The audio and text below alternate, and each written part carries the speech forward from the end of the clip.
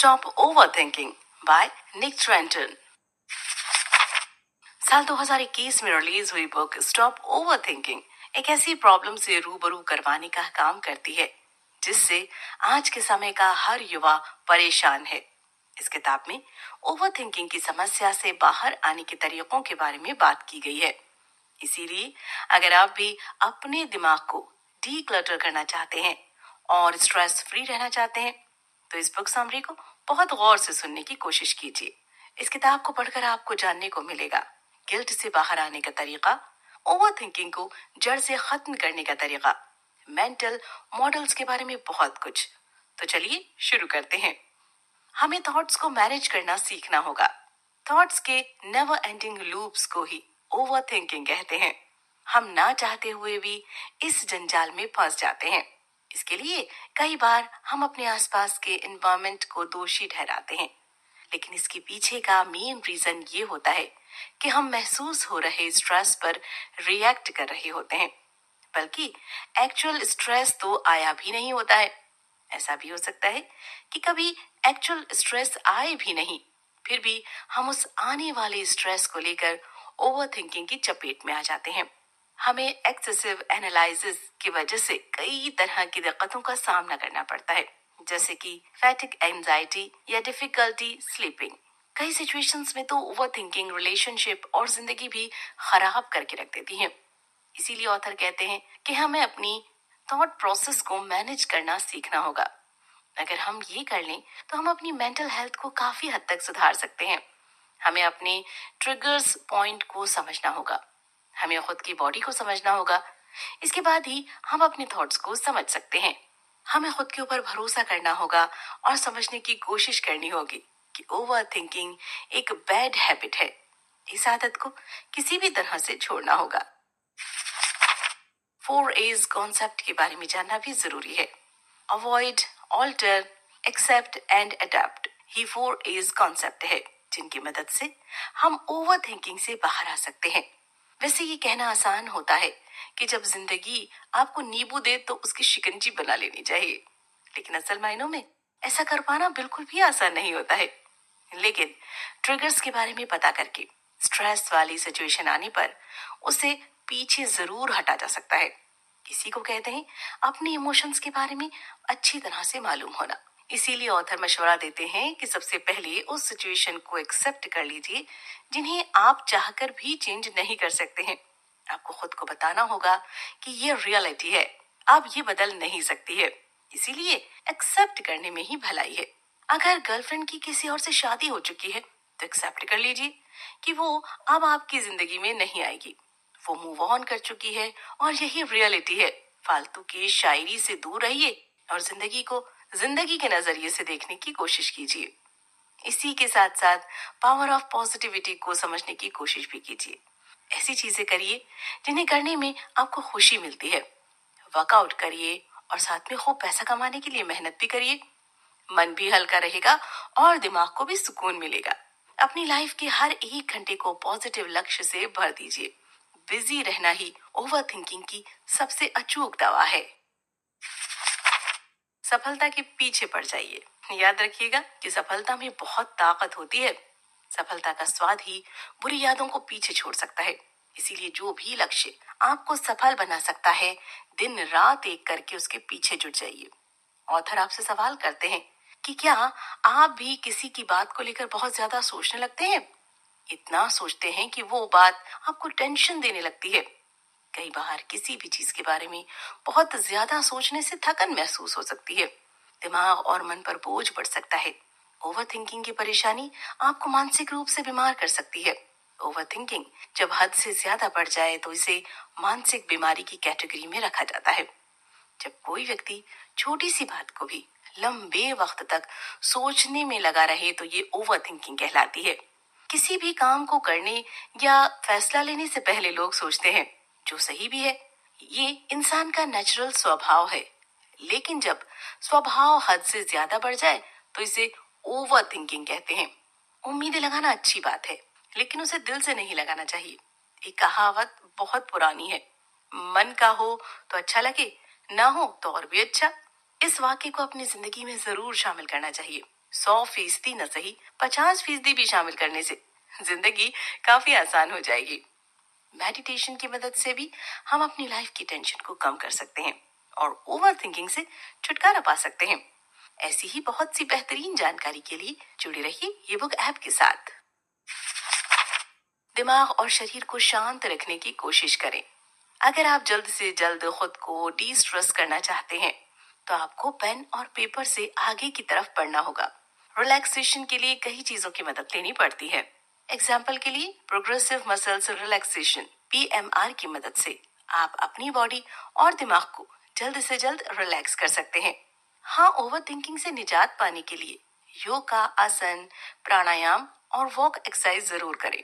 इसी के साथ चाहे घूमना हो, मूवी जाना हो, बेडरूम बदलना हो, ऐसे काम भी करते रहें।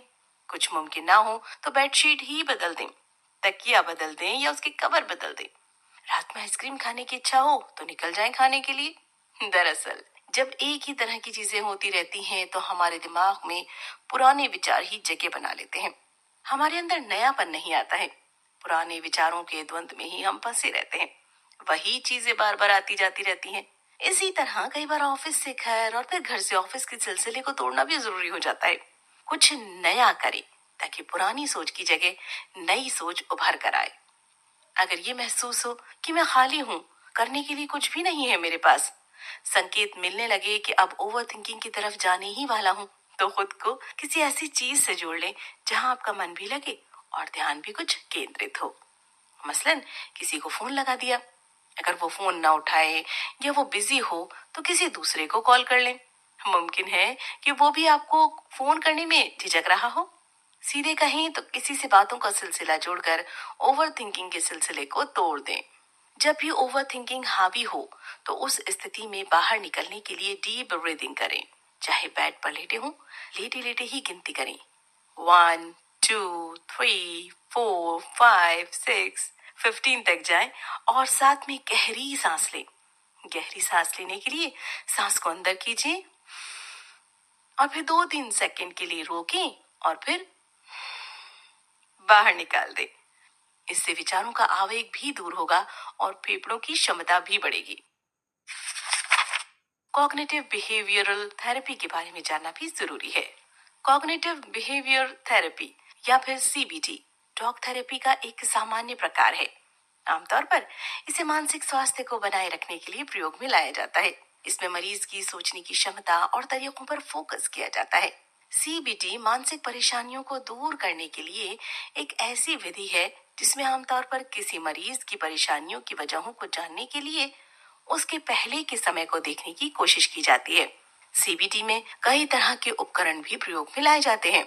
CBT में नकारात्मक विचारों के पैटर्न पर कड़ी नजर रखी जाती है। यदि आप ये मान लेते हैं कि आपके लिए सबसे बुरा होगा तो इस सोच का आपके काम पर भी असर पड़ने लगता है और ये सोच आपके रिजल्ट को भी प्रभावित कर सकती है। इस प्रोसेस में एक्सपर्ट आपसे कुछ सवाल पूछता है जिससे नकारात्मक पैटर्न की पहचान हो सके। जब आप एक बार उसकी पहचान कर लेते हैं तो आप ये भी जान जाते हैं कि उन्हें कैसे कंट्रोल करना है। CBT का ही दूसरा तरीका गाइडेड डिस्कवरी भी है। गाइडेड डिस्कवरी में एक्सपर्ट मरीज के दृष्टिकोण से परिचित हो जाता है। इसके बाद मरीज के विश्वास को बढ़ाने के लिए तार्किक प्रश्न होते हैं। इस प्रक्रिया में मरीज को एक ही चीज को दूसरे दृष्टिकोण से देखना सिखाया जाता है जिससे उसमें जो बातें उसे परेशान कर रही हैं उससे उसका ध्यान हट सके। एक्सपोजर थेरेपी, ये थेरेपी मरीज के डर को दूर करने के लिए प्रयोग में लाई जाती है। इसमें किसी इंसान को डर का सामना करना सिखाया जाता है ताकि वो उन स्थितियों को भी भली प्रकार से संभाल सके जिनसे उसे डर लगता है। एक्सपर्ट धीरे धीरे आपको उन चीजों से अवगत कराएगा जो भय और चिंता को भड़काती हैं। इसमें बुरी परिस्थितियों में आत्मविश्वास बनाए रखने के तरीकों से अवगत कराया जाता है। ऐसी बहुत सी अच्छी जानकारी के लिए जुड़े रहिए ये बुक ऐप के साथ। एंजाइटी और स्ट्रेस को कम करने के लिए 5 4 3 2 1 तकनीक का इस्तेमाल भी किया जा सकता है। क्या कभी आपको ऐसा लगा है कि आपका सीना अचानक से बहुत भारी हो गया हो, दिमाग में अनगिनत थॉट चल रहे हो, दिमाग काम ही ना कर रहा हो, ठंड में भी पसीना आ रहा हो? इसे एंजाइटी कहा जाता है और आज के समय में ये काफी कॉमन हो चुका है। ज्यादातर लोगों को अपनी लाइफ में कभी ना कभी इस तरह की सिचुएशन का सामना जरूर करना पड़ता है। हमें मालूम ही नहीं चल पा रहा है आखिर हम इतने दर्द में क्यों हैं और हम इससे कैसे बाहर निकल सकते हैं। जैसे कि हम लोगों ने प्रीवियस सेक्शन में समझा कि सीबीटी की मदद से हम अपनी लाइफ को आसान बना सकते हैं और एंजाइटी का सामना भी कर सकते हैं। लेकिन कई बार ऐसे मौके आते हैं जब हमें क्विक फिक्स डील की जरूरत पड़ती है। उसके लिए हमारे पास 5 4 3 2 1 ग्राउंडिंग टेक्निक है, जिसकी मदद से हम एंजाइटी को दूर भगा सकते हैं। इस तकनीक के उपयोग के लिए आपको अपने आसपास की 5 चीजों को आइडेंटिफाई करना होगा, जैसे कि अ लैम्प, पेंटिंग, विंडो फ्रेम, रग और वाज। इसके बाद अपने फिजिकल सेंसेशंस को पहचानने की कोशिश करिए। इसके बाद सुनिए कि आपको कौन सी 3 साउंड सुनाई दे रहे हैं। आप 2 स्मेल्स को पहचानने की कोशिश करिए। फाइनली अब किसी एक चीज को टेस्ट करने का समय आ गया है। जो कुछ भी है आपके पास, इवन एक बिस्किट का टुकड़ा या एक कप चाय, उसे टेस्ट कीजिए। 5 4 3 2 1 टेक्निक की मदद से आप अपने दिमाग और थॉट्स को शांत कर सकते हैं और एंजाइटी से भी बाहर आ सकते हैं।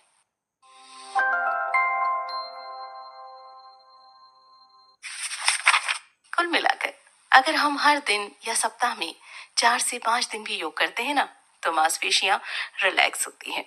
इससे शरीर में स्ट्रेस कम होता है। इसी तरह हर दिन या हफ्ते में 4 5 दिन 40 मिनट ब्रिस्क वॉक करें। इसके अलावा 10 मिनट की एक्सरसाइज भी जरूर करें। शरीर से पसीना जरूर निकालें। जो भी नेगेटिव थॉट आए और जिनसे ओवर थिंकिंग का सिलसिला शुरू होने की स्थिति बने, कॉपी पेन लें और उन्हें लिख लें। चाहे तो लिखने के साथ उससे संबंधित कोई स्केच भी बना लें, फिर उन्हें कचरे के डिब्बे में बंद कर दें या फिर जला दें। ये काम आपको बहुत सुकून देगा।